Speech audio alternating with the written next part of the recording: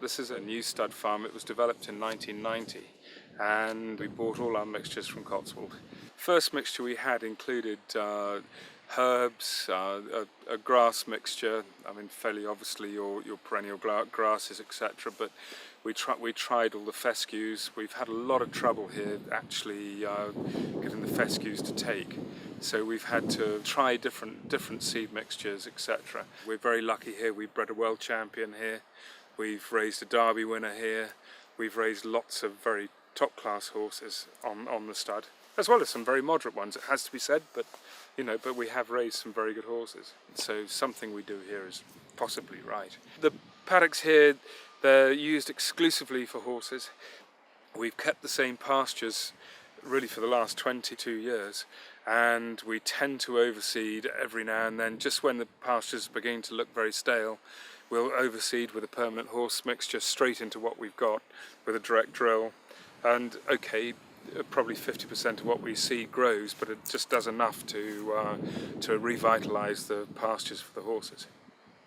We have an agronomist who comes over from the United States, and the reason for that is the in-depth analysis that we get from the US Department of Agriculture. On a 10-acre plot, he will probably take 15 samples. It's quite extensive what he does, and we have a very good map of the farm, and what we're trying to do is get everything we have in the soil and the grass, etc., balanced. It's a little bit weird for most people to think that at some of the fields here we actually have two different types of fertiliser that we put on different ends of the field. We're that accurate with our analysis that we're doing. It actually saves us a fortune in fertiliser as well, in all fairness, and we're advised that the best way to feed our grass is actually by an autumn application of nitrogen and whatever else is needed, the P and the K.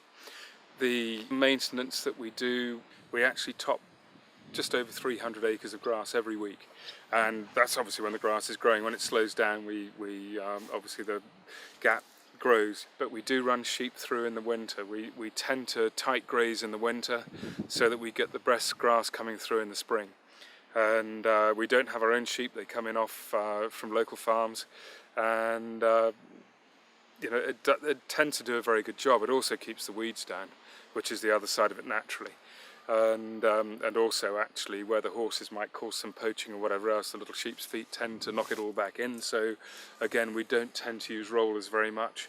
We do harrow extensively, and that's mainly due to the worms in the horses. When this year has been a very bad year for worms, mainly because of the lack of sunshine. If we can harrow the fields with the droppings in the fields when it's sunny, they dry out, desiccate very quickly, and actually the worms, it kills the eggs off. And so we do quite a lot of harrowing as well. So we have the grass seed, we have agronomist, etc., and it's all part of a much bigger thing where we're trying to produce athletes who are competing with similar athletes of the same age. I want ours to be better.